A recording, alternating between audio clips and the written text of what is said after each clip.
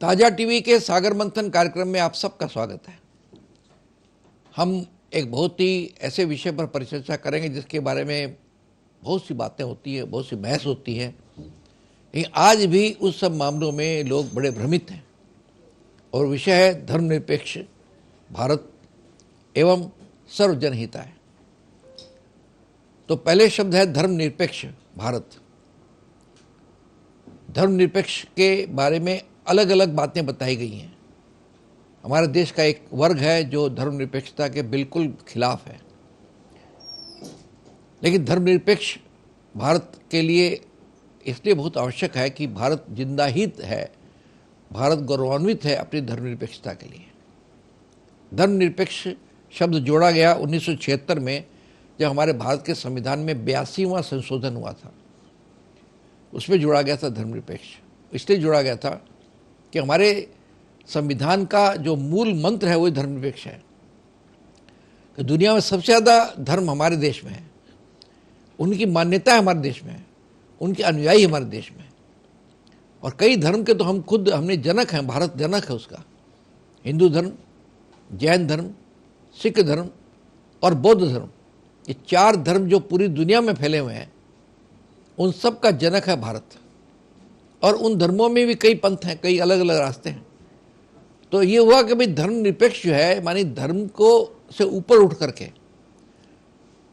आदमी को निर्णय लेना होगा। हम देश की जो बात करेंगे, देश के लिए काम करेंगे, तो उसमें धर्म कहीं आड़े नहीं। हम किसी विशेष धर्म को मान्यता नहीं देंगे और हम सारे धर्मों का समान रूप से सम्मान करेंगे।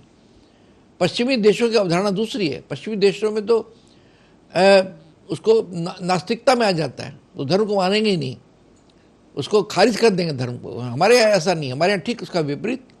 हम सभी धर्मों का सम्मान करेंगे, हम अपने धर्म का भी सम्मान करेंगे, अपना पालन करेंगे और अन्य सभी धर्म का सम्मान करते हुए जो भी निर्णय लेंगे राष्ट्र के बारे में, राष्ट्रीय निर्णय जो भी लिए जाएंगे, वो किसी धर्म को मद्देनजर नहीं जाएंगे। ये उसका क्रक्स है। क्योंकि इतना बड़ा देश, इतने मुल्क में आप उसके बिना कैसे हर व्यक्ति तक पहुंच सकते हैं? इसीलिए क्या सर्वजन हिताय, सबके हित में धर्मनिरपेक्ष है।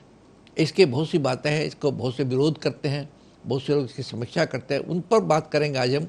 उसके लिए हमने अपने स्टूडियो में 4 बहुत ही विशिष्ट व्यक्तियों को आज आमंत्रित किया। सबसे पहले मैं आपसे उनका परिचय करा दूँ। एकदम दाएं बैठे श्री राजकुमार व्यास, ये विप्र फाउंडेशन के राष्ट्रीय सचिव हैं, कई सामाजिक गतिविधियों में है, पहले राजस्थान ब्राह्मण संघ के सेक्रेटरी हुए हैं। उनके पास ही बैठे श्री पवन झा, ये मूल रूप से राजनीतिक विश्लेषक हैं, लेकिन चिंतक एवं सामाजिक विषयों के बारे में इनका अच्छा ज्ञान है। उनके पास ही बैठे श्री प्रभात तिवारी, ये भी सामाजिक कार्यकर्ता हैं और तृणमूल कांग्रेस के, युवा कांग्रेस के ये एक बड़े नेताओं में पश्चिम बंगाल के। और सर्वश्रेष्ठ बैठे श्री सुरेश चौधरी, जो आध्यात्मिक चिंतन है, अपना समय, बहुत बड़ा समय बिताते हैं आध्यात्मिक चिंतन में और उसका मंथन भी करते हैं। आइए हम अपने बातचीत की शुरुआत अपनी परिचर्चा राजकुमार व्यास से करते हैं। राजकुमार जी, आपका बहुत बहुत स्वागत है। आपका विषय तो मैंने बता ही दिया, मैंने इसलिए बताना पड़ा कि धर्मनिरपेक्ष और सर्वजन हिताय, इसके बारे में अलग अलग परिभाषा दी गई है, कोई एक विशेष परिभाषित नहीं है। लेकिन जो मूल रूप से है वह है कि हम सब धर्मों का सम्मान करेंगे। और आदमी सब धर्म का सम्मान तभी कर सकता है जब उसका अपना भी कोई धर्म हो। हम अपने धर्म को मानते हुए उसको पालन करते हैं, सब धर्म का सम्मान करेंगे। और वही एकमात्र तरीका है जब हम देश के सभी लोगों का हित की बात सोच सकते हैं। इसमें आप कहाँ तक सोचते हैं, कहाँ तक सही है और इसकी क्या क्या चुनौतियाँ हैं, हम आपसे जानना चाहेंगे बहुत संक्षेप में। राजकुमार व्यास, बहुत धन्यवाद, आपने इस परिचर्चा में मुझे आमंत्रित किया। सर्वप्रथम मैं बताना चाहता हूं कि हमारा जो आर्यवर्त है, जो भारत जिसका वर्तमान में नाम हो गया, आदिकाल से ही हम जो है धर्मनिरपेक्ष रहे हैं। हमारी जो संस्कृति या हमारी जो सभ्यता है, उसने हमको हमेशा इसका मूल ये रहा है, सर्वे भवन्तु सुखिनः सर्वे सन्तु निरामया। हम किसी का नुकसान तो चाह ही नहीं सकते। आपने खुद अभी बताया कि भारतवर्ष तो कई ऐसे धर्मों की जननी है, बौद्ध धर्म हो, सिख धर्म हो या जैन धर्म हो, और हिंदू धर्म तो है ही, सनातन धर्म जिसके बारे में कह सकते हैं। और सनातन धर्म की विशालता का तो इससे बड़ा और उदाहरण क्या हो सकता है कि जो अन्य धर्म हमारे यहाँ से निकले हैं, हमने उनको कभी अपना विरोधी या कुछ प्रतिद्वंदी नहीं माना, बल्कि उससे बड़ी बात यह है कि सहृदयता दिखाते हुए हमारे सनातन धर्म ने तो उनके जो अग्रणी जो नेतृत्व थे या उनके जो आदिश्वर कह सकते हैं, उनको अपने धर्म में समाहित करने का प्रयास किया। भगवान बुद्ध इसका एक बहुत बड़ा उदाहरण है। भगवान बुद्ध को हमारे दशावतारों में से एक अवतार माना गया। बुद्ध धर्म और हिंदू धर्म के बारे में प्रतिनिधिता बहुत सी इतिहासकारों ने लिखी है, लेकिन हमने उनको समाहित किया। उसका ही बहुत बड़ा परिणाम है कि बुद्ध धर्म पूरी तरह से हमें समाहित हुआ है। उसके बाद अगर आए तो जैन धर्म, जैन धर्म की भी यही बात है। जैन धर्म के इतिहासकार तो ये बराबर सनातन धर्म के बराबर ये मानते हैं कि जैन धर्म जो रहा है हमारा आरंभ से रहा, लेकिन जैन धर्म के भी जो ऋषभ देव जी को हमारे विष्णु के 24 अवतारों में से एक अवतार माना गया, ये हमारी। और रही बात गुरु नानक सिख धर्म की, सिख धर्म के तो गुरु नानक के तो आरंभ से ही उन्होंने जो है ईश्वर वाणी को ही हमारे माना। इसलिए हमने कभी भी, हमारी मूल संस्कृति है, हमने कभी भी किसी को एक पूर्ण रूप से धर्मनिरपेक्ष भारत अगर है तो वो सनातन धर्म जो मूल जो है वही धर्मनिरपेक्ष भारत की परिविशेषता है। और मैं जिस संगठन से हूँ, हमने तो अपने संगठन में भी इसी बात को रखा था कि हमारा मूल उद्देश्य है राष्ट्रीय एकता, सामाजिक समरसता और स्वजातीय गतिशीलता। अगर हम इस बात को माने कि धर्मनिरपेक्ष के साथ ही साथ सर्वजनिता है, तो इतनी विशालता तो इस केवल सनातन धर्म ही कर सकता है। जहां मैं इस बात को लिए गौरव के साथ कहता हूं कि रसखान से बड़ा कृष्ण भक्त कभी कोई नहीं हुआ। जिस रस, वो चाहे किसी धर्म की हो सकती है। मैं आज अब्दुल हमीद से बड़ा हमने किसी को शहीद नहीं माना। आज वर्तमान युग में आ जाइए, अब्दुल कलाम आजाद से बड़ा हमने किसी भी राष्ट्रपति को जितना सम्मान अब्दुल कलाम को एक साइंटिस्ट होने के नाते दिया, ये नहीं दिया। हमारी तो मूल संस्कृति में हर हिंदू या हर सनातनी इस बात के लिए है, और वही भारतीय है। अब भारतीय और जाए किसी पीढ़ियों में जाएं, आज वर्तमान में अगर 140 भारतीय है, इन सब के किसी की 7 पीढ़ी समझ लीजिए, किसी की 10 पीढ़ी समझ लीजिए, किसी की 20 पीढ़ियां भी अगर होंगी, तो कहीं ना कहीं से आरंभिक जो है वो हिंदू ही रहे, वो सनातनी रहे। ये हमारी सबसे बड़ी बात है। इसलिए जो भी हो सकता है, किसी 1200 बरस मुसलमानों ने राज्य किया, मोहम्मद गजनवी से लेकर बहादुर शाह जफर तक 200 वर्ष अंग्रेजों ने राज्य किया, उसके बाद भी हमारी धर्म की संस्कृति बची रही। ये हमारे लिए बड़ी बात है। आज भी आप जो हमारे वेद आपको मिल जाएंगे, उपनिषद मिल जाएंगे, हमारे सारे ग्रंथ महाभारत और रामायण तो आपको जगह जगह घरों घर में मिल जाएंगे। वो इस कारण रहा है कि हमारी मूल जो मजबूती है वो हमारा सनातन धर्म की है, वो सर्वजनिता है। सर्वे भवन्तु सुखिनः सर्वे सन्तु निरामय।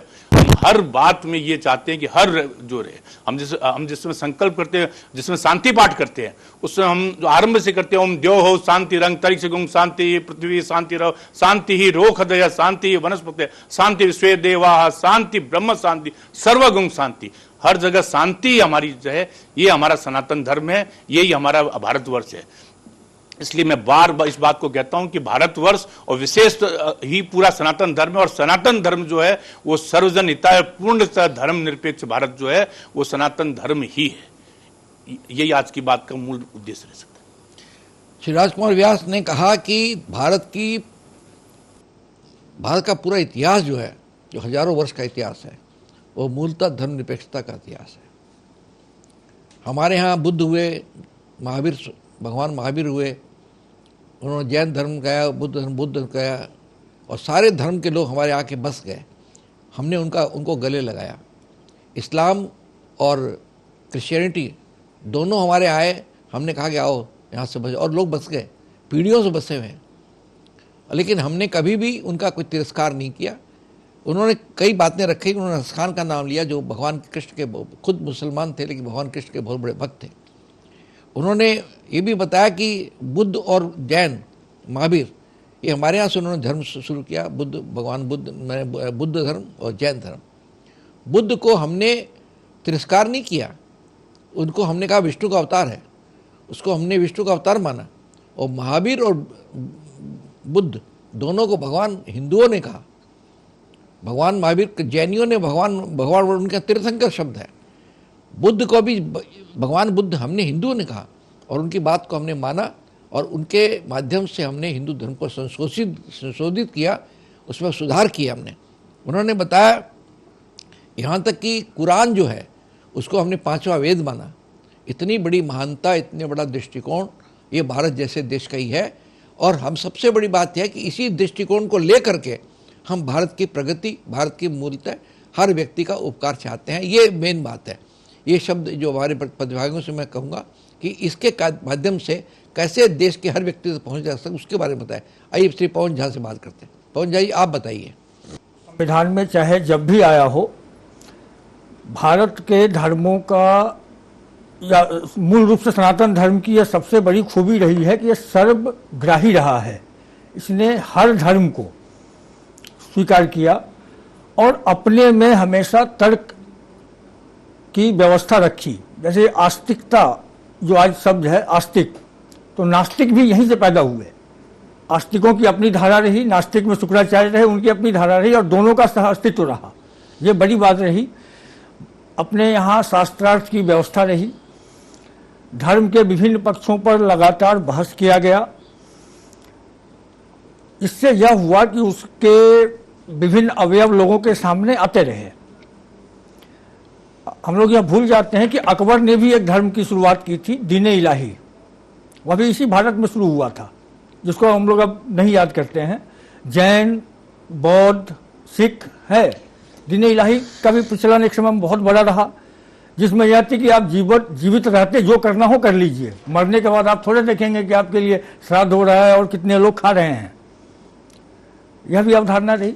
मेरा यह मानना है कि धर्म को बहस में हमेशा रखना चाहिए और उसके जो हित वाली पार्ट है। देखिए, सनातन धर्म की सबसे बड़ी खूबी क्या है कि हमने विश्व बंधुत्व की अवधारणा सबसे पहले दी। वसुधैव कुटुंबकम का नारा हमने सबसे पहले दिया। यह दूसरे धर्मों के पास था ही नहीं, यह विजन ये हमने दिया। आज हम भले संकीर्णता में चले गए हैं, मगर हमारे नज़र की व्यापकता शुरू से ही बनी रही है।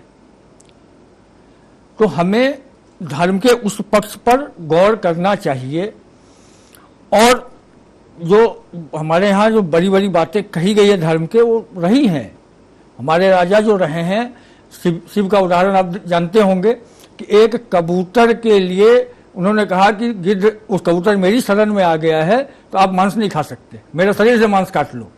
यह हित का जो भावना थी राजा शिवी का, यह हमारे धर्म की बात है। आज आया है कहानी। तो हम धर्म के उस पक्ष को देखें जिसमें धर्म के उदार चरित्र को दर्शाया गया है, समाज के और प्रत्येक मनुष्य के उपकार की बात कही गई है। उससे हमारे धर्म का आधार बढ़ेगा और हम पूरी दुनिया में इसलिए सम्माननीय रहे कि हमने हर धर्म को, यहाँ के यहूदी और पारसी भी सबसे ज़्यादा सम्मानित भारत में आकर हुए। सबसे ज़्यादा जब वो भारत आए भाग करके ईरान से पारसी, तो उनको भारत में जगह मिली, सम्मान मिला और वो यहाँ की संस्कृति में, यहाँ के संस्कार में घुल मिल गए। यहूदी, आपको पता होगा कि कलकत्ते का जो मूल विकास है वो अर्मेनियन और यहूदियों के द्वारा किया गया था शुरुआती दौर में। आज यहूदी यहाँ से भाग गए। क्यों, क्या कारण है, ये हमें सोचना चाहिए। हम सबसे बड़े धर्म के अनुयायी हैं, तो ये हमारा फर्ज है कि हम दूसरे धर्मों को भी पालें और उनकी दिक्कतों को भी समझें और उसका निराकरण करें, चूंकि हम बड़े भाई हैं। श्री पवन झा ने, व्यास जी ने जो कहा उसकी बात को और आगे बढ़ाया। उन्होंने यहाँ तक कह दिया कि जो आस्तिक है ईश्वर को मानते हैं, जो नास्तिक है, जो नहीं मानते हैं, उन दोनों को समान रूप से हमने सम्मान दिया। हमारे वेदों में एक ऋषि हुए चारवाक, उस चारवाक ऋषि को भी हमने ऋषि की संज्ञा दी। उनका कहना था यथो जीवेत सुखम जीवेत, ऋणम कित्वा घितम पिबेत। उन्हें इतनी बड़ी बात उन्होंने की जो आज के हेल्थ पॉइंट ऑफ व्यू से सबसे महत्वपूर्ण है, जिसको आज इम्प्लीमेंट कर रहे हैं। माने जब तक आप जियो तब तक सुख से जियो, अगला जन्म किसने देखा है। और अगर स्वास्थ्य रखने के लिए अगर आपको ऋण भी लेना पड़े तो ऋण भी लेकर के स्वास्थ्य को ठीक रखो। ये एक साइंटिफिक बात उन्होंने की। आपने दीन इलाही की चर्चा की, दीन इलाही की चर्चा की, जिसमें कि माना गया कि भाई अगले धर्म को नहीं माना उन्होंने। जो इस्लाम में अगला धर्म मानते हैं, हिंदू धर्म और इस्लाम धर्म में दोनों में एक कॉमन चीज़ है कि दोनों ही अगले धर्म को मानते हैं, पूर्व जन्म को मानते हैं, जबकि बौद्ध और जैन नहीं मानते हैं। एक उन्होंने कहा सबका उपकार, शांति जो है, शांति के बारे में शुरू में आपने कहा कि हमारे वनस्पति में शांति की बात भी कही गई हजारों वर्ष पहले। जो आज हम जिसकी महत्व को समझते हैं कि वनस्पति में शांति क्यों चाहिए, आज जंगलों में आग लग रही है, आज वृक्ष काटे जा रहे हैं, आज सुनामी आ गई है, विनाश हो गई है, तो ये इसलिए हो गया कि हमने वनस्पति में शांति की बात नहीं करी। उसी वक्त कितने हजारों साल पहले हमारे ऋषियों ने कहा था वनस्पति में भी शांति चाहिए, सब जगह शांति चाहिए, इत्यादि इत्यादि कई बातें उन्होंने कही। और उन्होंने कहा कि यहूदी और आर्मेनियन कलकत्ते में हमारे इस देश को बनाने में सनातन धर्म का जो अवदान था उससे कम दूसरे धर्मों का अवदान नहीं रहा है। यहाँ गालिब भी आए थे, गालिब ने भी कलकत्ते के बारे में कहा है, देश के बारे में कहा, मस्जिदें भी हैं, मंदिर भी हैं, बहुत गुरुद्वारे भी हैं, सब तरह के हमारे यहाँ हैं, धार्मिक स्थल हैं और नास्तिक भी हैं। सबको साथ में लेकर चलने की हमारी परंपरा रही है। तो आइए, हमने इस प्रकार हमारे 2 प्रतिभागियों से बात की, इसके पश्चात हम अन्य बाकी लोगों से बात करेंगे। अभी समय हो गया एक ब्रेक लेने का, हम लेते छोटा सा ब्रेक, देखते रहिए सागर मंथन।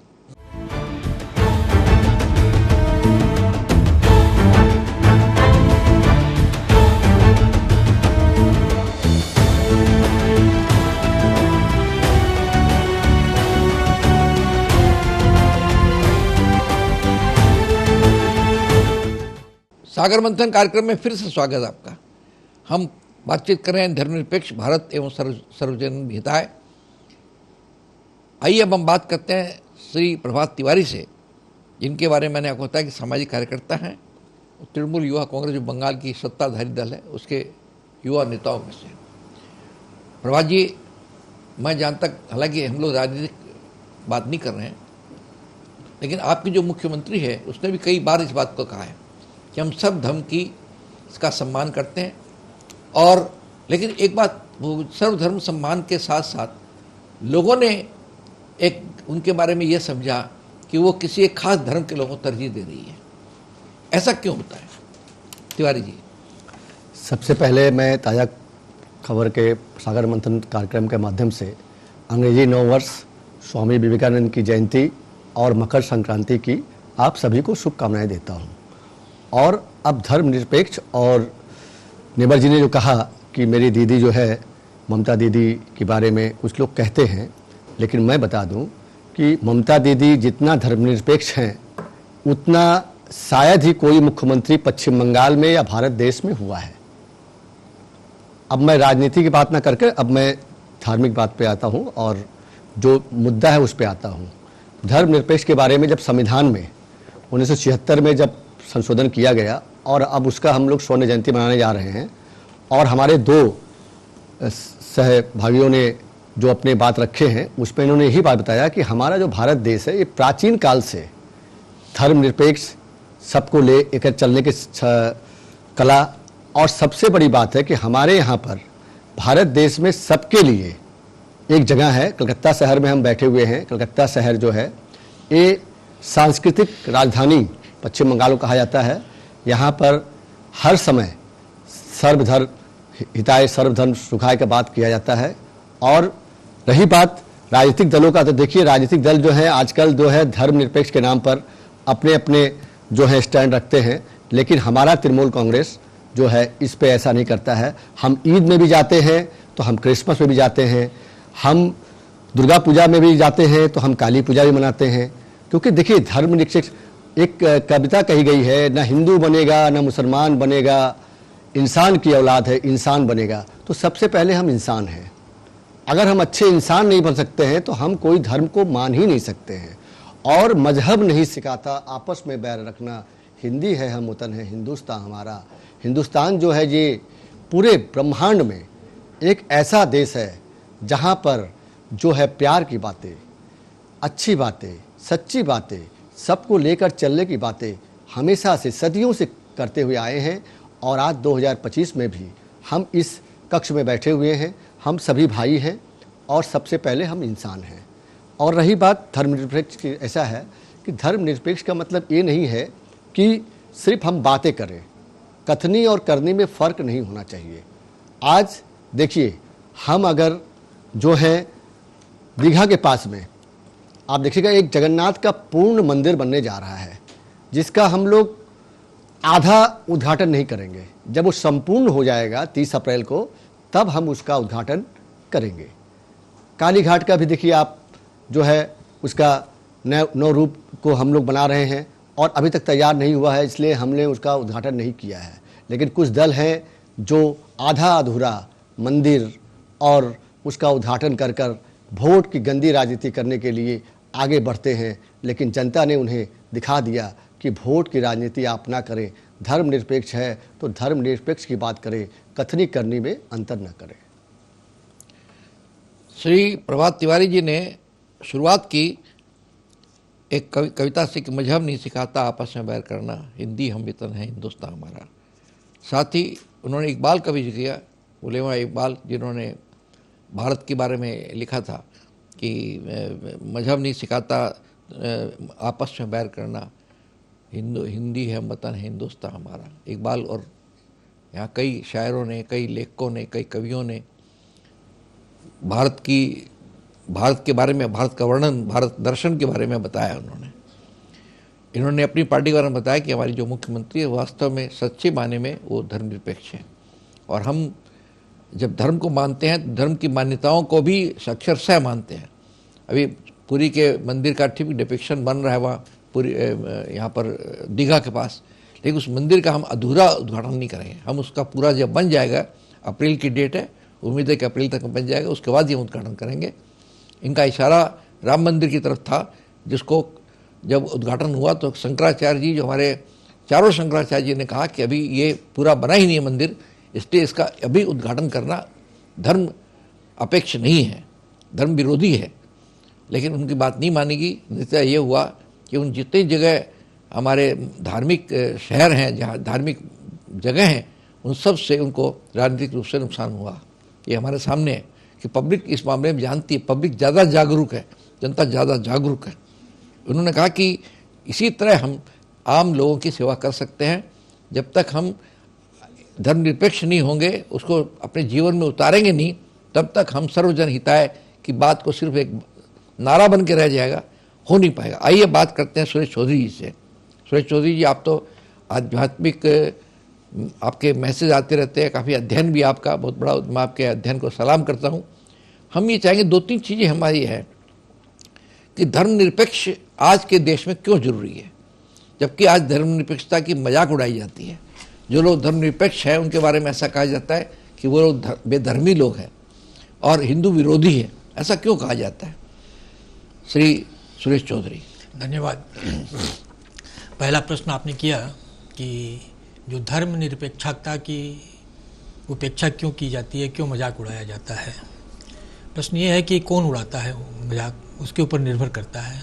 हमारे शास्त्र, हमारे ग्रंथ कहीं भी धर्मनिरपेक्षता को मजाक नहीं उड़ाता है। हमारे शास्त्र तो बल्कि धर्मनिरपेक्षता को बहुत ही संबल प्रदान करते हैं। हमारे शास्त्रों में लिखा है सर्वधर्म समभाव, सभी धर्मों को आप बराबर दृष्टि से देखें। और देखिए, अगर हम देखें धर्मनिरपेक्ष कहते किससे हैं, भारत के संविधान में भी जो धर्मनिरपेक्ष की परिभाषा लिखी है उसमें बहुत ही स्पष्ट लिखा है कि हर व्यक्ति को अपने धर्म का पालन करने और अपने विश्वासों के अनुसार जीवन जीने का अधिकार है, जीवन जीने की स्वतंत्रता है। और यही बात हजारों वर्षों से हमारे शास्त्र भी कहते हैं कि आप अपने धर्म से का पूजन कीजिए, आप अपने धर्म के प्रति आस्था रखिए, कोई दूसरे का धर्म है उसका भी सम्मान कीजिए, इसलिए उसके बारे में कहीं नहीं कीजिए, उसका तिरस्कार मत कीजिए। और आज का जो विषय है कि धर्मनिरपेक्ष भारत देश और सर्वजन हिताय सर्वजन सुखाय, तो धर्मनिरपेक्ष जब हम बात करेंगे, सर्वजन हिताय और सर्वजन सुखाय की बात करेंगे, तो उसमें अपने आप धर्मनिरपेक्ष की बात आ जाती है। धर्मनिरपेक्ष का मतलब होता है कि किसी विशेष धर्म के प्रति आपको झुकाव नहीं होना है। हमारे मनुस्मृति में भी एक श्लोक है, उसको मैं पढ़कर सुनाता हूँ। प्रजा सुखे सुखम राज्य है, प्रजा नामाच हिते हितम, नात्माम प्रियम हितम राजन, प्रज्ञानाम त हितम प्रियम।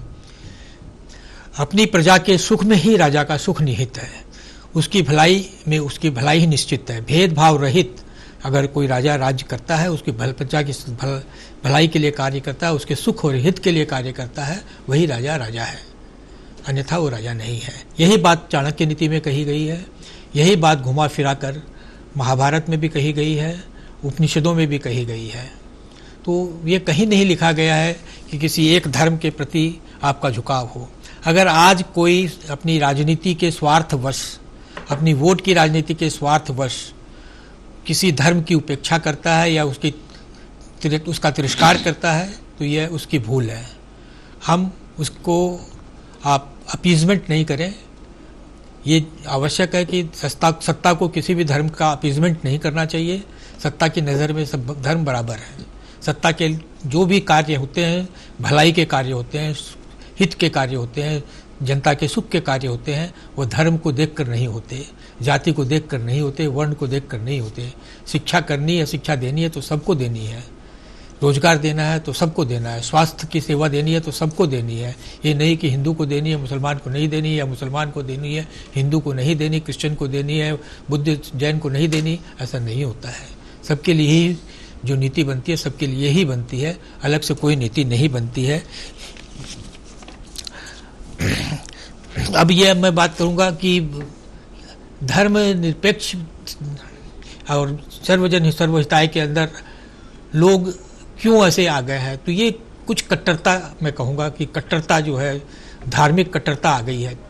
उसके कारण ये अपवाद आए जो आपने प्रश्न किया कि जो है ये कट्टरता जो है, ये कट्टरता जो कभी थी नहीं, वो हमारे समाज में आ गई है। ये कट्टरता क्यों आई है, कब आई है, कैसे आई है, इसका भी अवलोकन करना पड़ेगा। कई लोगों का कहना है कि स्वतंत्रता के बाद से किसी एक विशेष धर्म के प्रति अपीजमेंट के कारण दूसरे धर्म को तिरस्कार की भावना झेलनी पड़ी, इसलिए वो उसमें कट्टरता आ गई। ये बात की बातें हैं, ये बहस की बातें हैं, चर्चा की बातें हैं। मगर कट्टरता किसी भी धर्म की हो, किसी भी लोगों की हो, वो नहीं आनी चाहिए। मैं यही कहूँगा, सर्वजन हिताय सर्वजन सुखाय के लिए सबसे ज़रूरी है कि धर्म सापेक्ष रहें, अपने अपने धर्म की मान्यता को, अपनी अपनी आस्था को माने, वह उसी प्रकार दूसरे धर्म की भी आप इज्जत करें, दूसरे धर्म को भी भावना को समझें, और जो भी सरकार है, जो भी राजा है, उसको जो नीति बनानी है वो सापेक्ष नीति बनाए। श्री सुरेश चौधरी जी ने अपनी बात को बड़े अच्छे ढंग से रखा। उन्होंने सर्वधर्म संबल, हमारे भारत की जितने भी ग्रंथ हैं, हमारे हिंदू धर्म के भी सनातन, उन्होंने सर्वधर्म भाव की बात की है। उन्होंने राजा की बात की। पहले राजा वही अच्छा माना जाता था जो अपनी सारी प्रजा को सुख को बात करे। कोई राजा किसी एक धर्म को माने, ऐसा कोई राजा हमारे देश में सुनाम नहीं हुआ उसका। उन्होंने चाणक्य नीति कहा, चाणक्य नीति में यही बात है, महाभारत में भी यही बात है, उपनिषद में यही बात है, हमारे सब धर्मों में यही बात लिखा है। बल्कि कई धर्मों में तो कहीं हिंदू शब्द नहीं, सनातन शब्द, और बातें सारी की गई है। तुलसीदास जी ने रामचरितमानस में धर्म की एक अलग परिभाषा दी। परहित सरस धर्म नहीं भाई, पर पीड़ा नहीं समझ माई। इतनी मैं नहीं समझता इससे अच्छी परिभाषा दुनिया में आज तक कोई दे पाया। एकदम दूध का दूध, पानी का पानी। और इससे पूरी की पूरी हमारी संतति जो है इसी से प्रभावित है। तो यही वजह है कि रामचरितमानस हर घर में आपको मिल जाएगी। उसका पाठ होता है, उसको हिंदू भी जाते हैं, मुसलमान भी जाते हैं। उन्होंने बताया कि सुरेश जी ने कि आज़ादी के बाद कुछ लोगों का ऐसा मानना है कि खास धर्म के लिए वोट बैंक बनाने के लिए उनको तरजीह दी गई, इसलिए धार्मिक कट्टरता, इसमें सारी चीज़ें आई हैं। ये एक बहस का विषय जिस पर हम बात करेंगे, आज भी बात करेंगे इस बारे में। लेकिन आज जो स्थिति ये हो गई है सुरेश जी, सब बट गया है, रंग बट गए हैं। केसरिया रंग हिंदू का, हरा रंग मुसलमान का, गाय हिंदू की, बकरी मुसलमान की, मंगलवार पवित्र वार है हिंदुओं के लिए, शुक्रवार पवित्र वार है मुसलमानों की। हर चीज़ हमने बांट दी है, रंग, जानवर, सब चीज़, कपड़े सब बट गए हमारे, टोपी सब बट गई है। ये बहुत गलत चीज़ हुई है, जिसके कारण से भी हो। इसलिए आज सबसे बड़ी चुनौती यही है। हम अभी अपने अगले दौर में हम इन सब पर बात करेंगे। अभी समय हो गया ब्रेक का, हम लेते हैं छोटा सा ब्रेक।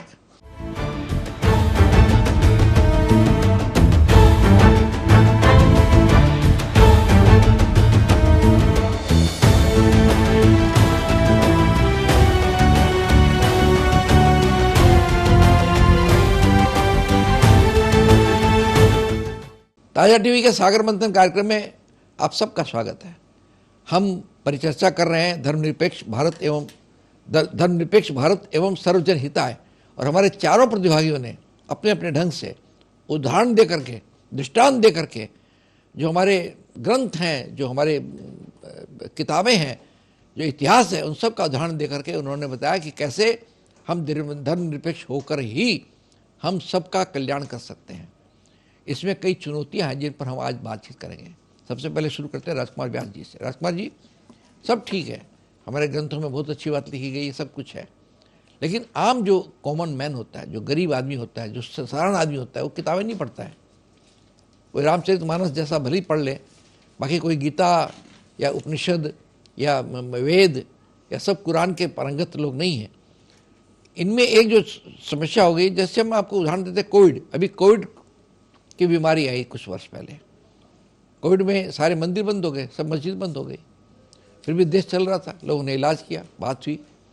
और एक तो जब शुरुआत हुई तो एक कहा भी गया कि मंदिर मस्जिद बंद हैं और खुली पड़ी है मधुशाला, लगता है कि मधुशाला आदमी की जिंदगी के लिए जा रहा है। तो इस प्रकार जो है, और दंगे जब होते हैं व्यास जी, तब हम लोग बढ़ जाते हैं। आप कितना ही बात करिए, दंगे होने पर हम हिंदू हो जाते हैं, सामने वाला मुसलमान बन जाता है। इसकी क्या स्थिति है? नहीं, आपने जो कहा कि कोविड का जो उदाहरण दिया, सनातन धर्म की संस्कृति में तो कभी धर्म का खुलापन ये रहा ही नहीं कि धर्म का प्रचार जो है या प्रदर्शन जिसको कह सकते हैं, उस पर हमने कभी मान्यता दी नहीं। हमने तो इस बात के लिए हमें यही सिखाया गया है कि आप अपना भोजन और भजन अपने अंदर कीजिए, छिपा के कीजिए, जिसमें आप लोगों ने देखा होगा, आप लोगों के बुजुर्गों को में जितने आप अपने पूर्वजों के चित्र देखेंगे, वो अगर माला भी फेरते थे ना, तो एक क्या ना गोमुखी जिसको कहते हैं, उसके अंदर छिपा के फेरते थे। वो दुनिया को ये नहीं बताते थे कि उन्होंने कितनी बार उसने ईश्वर का नाम लिया। वो चाहे राम का नाम हो सकता है, वो चाहे कृष्ण का नाम हो सकता है, गायत्री मंत्र हो सकता है, कुछ भी हो सकता है। हमारे यहाँ जो पिछले कुछ वर्षों में ये जो व्यवसायीकरण हुआ है धर्म का, इसने नुकसान पहुंचाया। ये किसी एक धर्म का नहीं हुआ है, हिंदू धर्म का भी व्यवसायीकरण हुआ, इस्लाम धर्म का भी व्यवसायीकरण हुआ, और अन्य जितने भी धर्म हैं, क्रिश्चियन धर्म की भी ये स्थिति रही कि हम लोग बचपन से क्रिसमस मनाते हैं, लेकिन पिछले कुछ वर्षों में क्रिसमस के नाम पर जो व्यवसायीकरण होने लग गया है, तो उसका जो नुकसान हुआ है उसने हमको थोड़ा थोड़ा बांटना शुरू किया। और जैसा कि हमारे पूर्व और वक्ताओं ने कहा, यह बात निश्चित तौर पर है कि हमारे देश को जितना नुकसान एक धर्म ने दूसरे धर्म को नहीं पहुंचाया, उससे ज्यादा नुकसान इस देश की आजादी के बाद में जो राजनीति है उसने हमारी जो मूल जो नींव पर प्रहार किया। और इस बात को हमको ये मानना पड़ेगा कि ये आज जो वर्तमान में देश है, हम इसको धर्मों में बांटकर इस देश की प्रगति और उन्नति नहीं कर सकते। हम आज हिंदी और उर्दू इन दो भाषाओं को आप जो है किसी तरह अलग नहीं कर सकते। एक दूसरे की बहनें हो गई, मिक्स हो गई है हिंदी, उर्दू, इंग्लिश। आज कोई भी व्यक्ति, कोई भी समाज, कोई भी परिवार आज इन भाषाओं पर जो है अपने आप को बांट नहीं सकता। जैसा आप कहे, हम जाति पर बंट नहीं सकते, भाषाओं पर बंट नहीं सकते। ये हमारी मूल, अगर देश को उन्नति करना है, देश को प्रगति करना है, तो अपने आप को एक रखकर इस पूरे के पूरे सर्व भारतीय को एक परिवार मानकर ही उन्नति करना पड़ेगा, तभी हम आगे बढ़ पाएंगे। यही हमारी मूल जो बात है, इस पर हमको रहना पड़ेगा। और हमारा सनातन धर्म, बार बार मैं कहता हूं कि सनातन धर्म ने कभी भी किसी को जो है नुकसान पहुंचाने की बात ही नहीं की। सनातन धर्म ही हमारे देश का मूल है और हमको अपने मूल पर टिके रहना होगा, तभी जाके हम अपनी उन्नति कर सकें। धन्यवाद। बहुत अच्छा कहा आपने। मैं पवन झा जी से बात करता हूँ। पवन झा जी, मैं एक दो बातें आपको बताना चाहता हूँ। अभी कुछ वर्ष पहले हमारे देश में एक ऐसी स्थिति आई थी जब हमारे देश का राष्ट्रपति माइनॉरिटी का था, हमारे देश के प्रधानमंत्री भी माइनॉरिटी के थे, और उसी वक्त जो हमारे सत्ताधारी दल है उसकी जो मेन मुखिया हैं वो भी माइनॉरिटी के थे। तब किसी ने ये सवाल नहीं उठाया कि भाई मुसलमान का क्या होगा या उसका माइनॉरिटी का क्या होगा, कभी कोई खतरा नहीं है। आज ऐसा खतरा क्यों है, जबकि हमारा प्रेसिडेंट, हमारे प्राइम मिनिस्टर, हमारे पार्टी का जो प्रेसिडेंट, रूलिंग पार्टी का जितने बड़े जज हैं, हाई कोर्ट के जज हो, सुप्रीम कोर्ट, जितने भी बड़े पोस्ट हैं, सब में एक ही धर्म, जो मुख्य धर्म उनके लोग हैं। फिर आज ये प्रश्न क्यों उठता है? मुझे लगता है कि हम वैचारिक संकीर्णता के दौर में पहुंच गए हैं। सबसे बड़ी बात है कि जो हमारा विचार जो व्यापक होता था वो बहुत संकीर्ण हो गया है। हम स्वकेंद्रित होते जा रहे हैं और हर चीज़ में अपनी श्रेष्ठता साबित करने के चक्कर में हम अपने भाई तक को बेसिकली अपना दुश्मन मान बैठे हैं। विचार में अगर भाई का विचार हमसे नहीं मिल रहा है तो हम उसको दुश्मन मान रहे हैं। ये सबसे बड़ी संकट है कि राजनीति का धर्मीकरण या धर्म का राजनीतिकरण जितनी तेजी से हुआ है, हमारा सामाजिक विकास उतने ही तेजी से पतनशील हुआ है। जब से हमने धर्म गुरुओं ने राजनीति करनी शुरू की है, ये प्रवचन को उन्होंने व्यवसाय के स्तर तक उठा दिया है, और वो कभी भी जो आम आदमी की मूल बातें हैं, एक आदमी की जो मूलभूत ज़रूरतें हैं, रोटी कपड़ा मकान शिक्षा स्वास्थ्य रोजगार, इस पर कोई प्रवचन नहीं होता है। प्रवचन चुटकुले पर आधारित हैं, मनगढ़ंत कहानियों पर आधारित हैं, फिल्मी धुनों पर आधारित हैं। तो यह मनोरंजन पूर्ण प्रवचन ने समाज का बहुत बड़ा अहित कर दिया है। हमको इससे निकलना होगा। इस देश ने बहुत कुछ देखा है, इस्लाम और हिंदू के सह अस्तित्व को भी देखा है।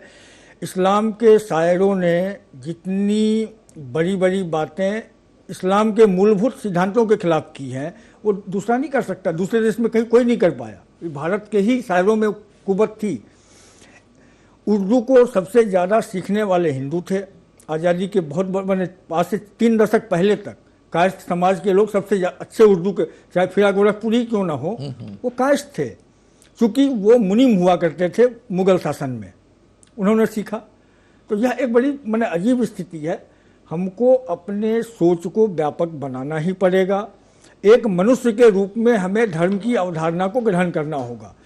धर्म हर मनुष्य के लिए अलग अलग है, धर्म की उपयोगिता हर मनुष्य के लिए अलग अलग है। हम एक ब्राह्मण के रूप में देखेंगे तो ब्राह्मण के सैकड़ों खंड हैं, हर प्रदेश में अलग अलग खंड हैं उनके, उनको एक नहीं कर सकते आप। इस्लाम ने भी वो भारत की संस्कृति सीख ली। इस्लाम में भी वही जातिवाद, वही सामुदायिक, वही छोटे छोटे कटोरे हैं यहाँ पर, वो सब एक धूरी के मुसलमान नहीं है। तो यह जो हमने वर्गों में समुदायों में बांट करके धर्म को विकृत कर दिया है, उसका समष्टीकरण करना होगा। और धर्म की जो मूलभूत उपादेयता है वह समाज का विकास होना चाहिए, आम आदमी के जीवन स्तर को ऊपर उठाने का होना चाहिए, उस पर फोकस करना होगा, जो नहीं हो रहा है। धर्म अपने मूल लक्ष्य से भटक गया है, चाहे वो सनातन हो, चाहे इस्लाम हो, चाहे बौद्ध या जैन, सब प्रदर्शन में आ गए हैं, दिखावापन में आ गए हैं। आज आप आश्चर्य करेंगे कि कलकत्ते में एक एक कीर्तन का बजट 3 करोड़ 5 करोड़ होने लग गया कलकत्ते में।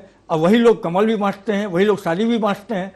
तो वही रुपया अगर वो उनको रोजगार के साधन उपलब्ध कराने में लगा दें तो बहुत बड़ा काम हो सकता है। तो हमारा वैचारिक विजन जो है बहुत संकीर्ण हो गया है, और हम वो प्रचार में रहने के लिए ये कम्बल बांटना, खिचड़ी बांटना, ये सब कर रहे हैं। हम उनके जीवन स्तर को आगे नहीं बढ़ा रहे हैं। श्री पवन झा ने कहा कि किस प्रकार लोग अपनी स्वार्थता के कारण धर्म को आड़ बना रहे हैं। उन्होंने कई उदाहरण दिए, उर्दू का उदाहरण दिया, जबकि उर्दू तो भारत की भाषा है। उर्दू का जन्म भारत में हुआ, उर्दू भारत में पनपी है। हमारे बड़े लेखक सारे पहले उर्दू में लिखते थे, और हमारे यहाँ कोई भाषा का लेखक कभी हुआ नहीं।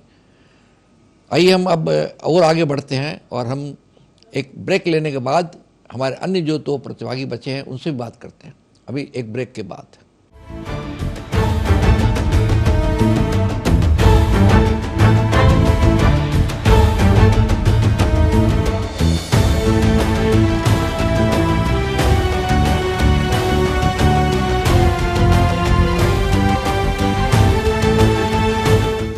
सागर मंथन कार्यक्रम में फिर आपका स्वागत है। हम परिचर्चा करें धर्मनिरपेक्ष भारत एवं सर्वजन हिताय। और अभी हमारे 2 प्रतिभागियों ने अपने दूसरे दौर पर कई बातें रखी, राजकुमार व्यास जी ने और श्री पवन झा ने। आइए प्रभात तिवारी जी से बात। प्रभात तिवारी जी, अभी देखिए जितने हमारे प्रतिभागी हैं उन्होंने एक बात कही कि आज़ादी के बाद हमारे राजनीति जो है बड़ी ओछी हो गई है। ऐसा क्या कारण है? आज़ादी में तो हम सब साथ लड़े हैं, हिंदू मुसलमान सिख ईसाई, किसी का कंट्रीब्यूशन कम नहीं है। हिंदुओं ने लड़ा, सिखों ने लड़ा, मुसलमानों ने भी लड़ा, पारसियों ने लड़ा। कोई ऐसा धर्म के व्यक्ति नहीं है जिसने आज़ादी की लड़ाई में भाग नहीं लिया हो, आत्म आहुति नहीं की हो।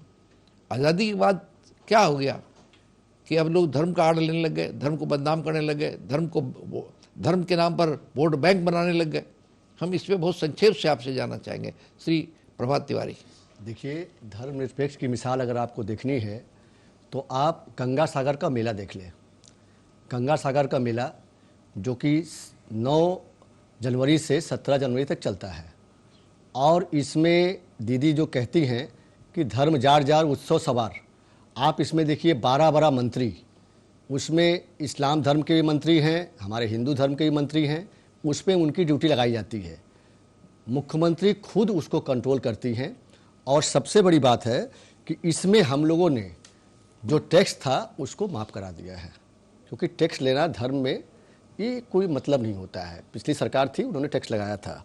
और रही बात, हम लोग बार बार कहते हैं कि एक राष्ट्रीय मेला है, गंगा सागर मेला पहले था, लोग कहते थे सब तीर्थ बार गंगा सागर एक बार, क्योंकि इसमें बहुत सारी कठिनाइयाँ आती थी।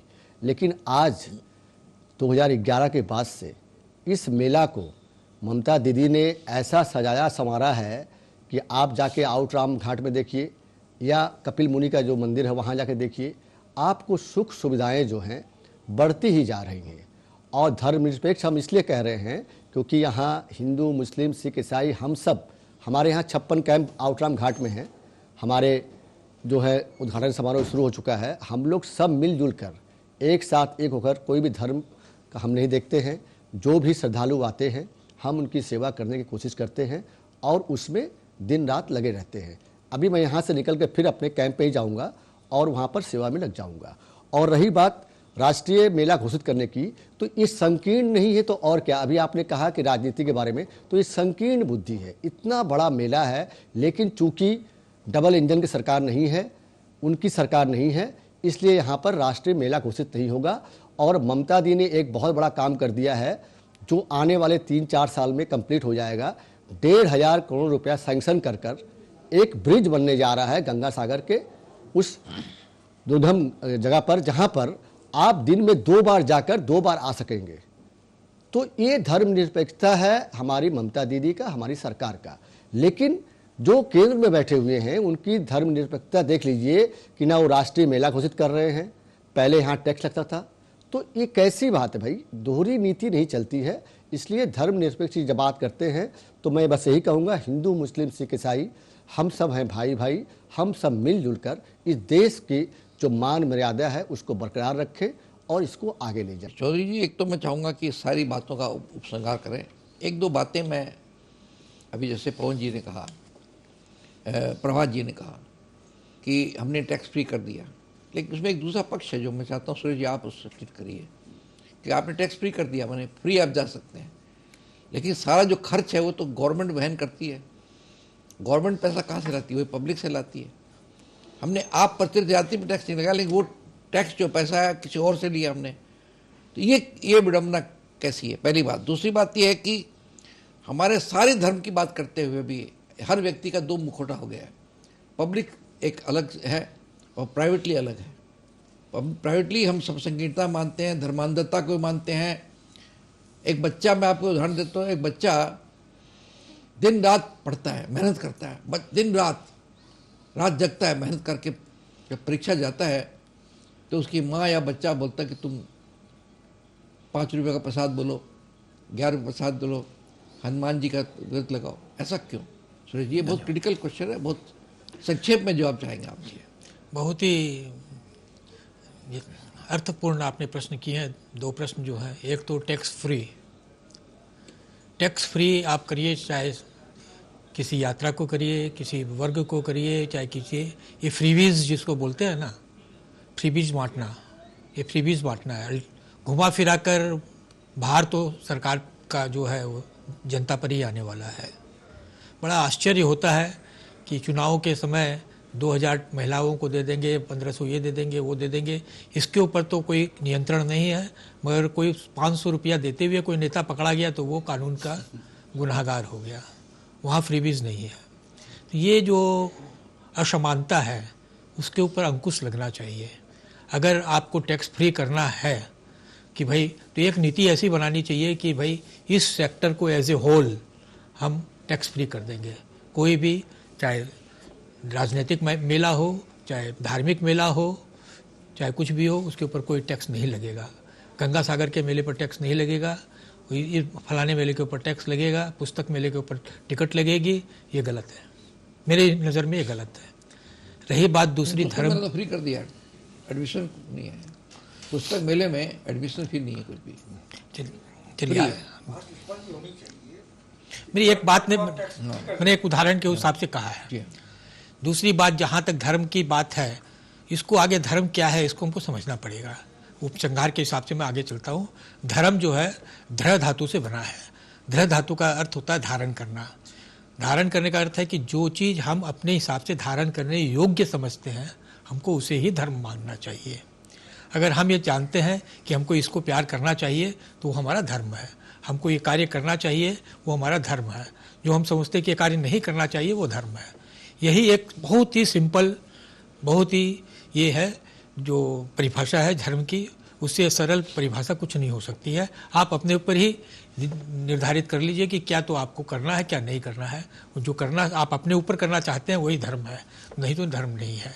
रही बात, हम लोगों ने इतनी चर्चा की, तो धर्म पर देखकर कोई भी सामाजिक योजना नहीं बनती है, न बननी चाहिए।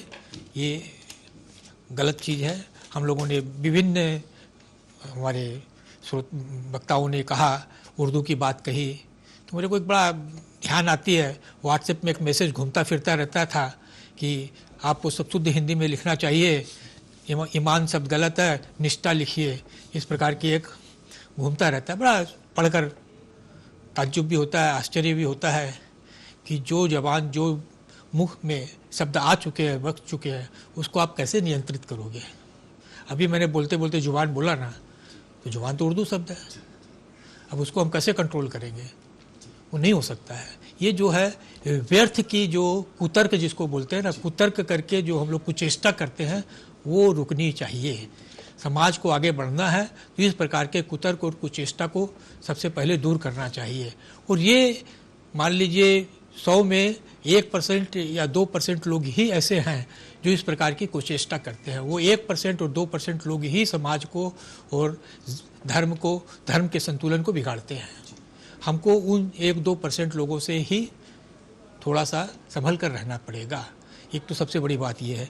दूसरी बड़ी बात है कि जो सामाजिक न्याय की व्यवस्था है धार्मिक आधार पर न हो, ये हमको सबको बहुत ही गंभीरता से सोचनी पड़ेगी, और इसके बाद ही हम धर्मनिरपेक्षता की बात करेंगे। श्री सुरेश चौधरी जी ने धर्मनिरपेक्षता के बारे में कहा और उन्होंने बताया किस प्रकार हम क्यों अलग हो जाते हैं और एक्चुअली धर्म में क्या लिखा हुआ है। ये आपने बिल्कुल ठीक कहा आपने। और मैं भाषा का ज़्यादा सवाल है, मैं आपको ये कह सकता हूँ कि हमारे यहाँ सब जगह अंग्रेजी का बोर्ड इस्तेमाल होता है, लेकिन देशी ठेका का दुकान यही है, ये हिंदी में लिखा रहता है, बाकी सब चीज़ इंग्लिश में। तो ये हमारे देश की वास्तविक स्थिति है। एनीवे, जो भी हमने आज धर्मनिरपेक्ष एवं भारत एवं सर्वजन हिताय की पर बातचीत की, इसमें दो राय नहीं है कि हमारे यहाँ बड़े विपरीत कॉन्ट्रडिक्शंस हैं आपस में। क्योंकि हमारे यहाँ न तो किसी ने धर्म पढ़ा है, न पंडित जी उपदेश देते हैं, वो अपने हिसाब से, जैसे कई कहा कि वो सिनेमा के गानों पर तर्ज पर सुनाते हैं, महाभारत रामायण के पुराने किस्से वो सुनाते हैं जिससे कोई लोग प्रेरित नहीं होते हैं, जिससे प्रेरित हो सकता है वो बताते नहीं हैं। ये एक दुर्भाग्य चीज़ है। हमारे कैसे धार्मिक जो ग्रंथ हैं, किताबें हैं, वो चाहे इस्लाम की हो, चाहे सिख धर्म की हो, चाहे कोई धर्म की हो, उसमें बहुत से ऐसे प्रसंग आते हैं जिनको आज भी वो ये हैं, प्रभावी हैं, वो आज भी लोगों को आकर्षित करते हैं। लेकिन उनकी बात नहीं बताएंगे, बातें बताएंगे जो रोमांटिक बातें हों, जो माने सेंसेशनल बातें हों, वो तो बताएंगे कि राम ने कैसे रावण का संहार किया, कैसे लोगों को इकट्ठा किया, जनजातियों को इकट्ठा किया। कोई उसमें राजा महाराजा नहीं आए राम का समर्थन के लिए, रावण का वध के लिए, रावण के संहार के लिए। जितने लोग आए वो जातीय लोग थे, जंगल के लोग थे। उन लोगों ने से मिल करके राम ने रावण का संहार किया, इतना बड़ा काम किया। ये कोई पंडित जी नहीं बताते हैं।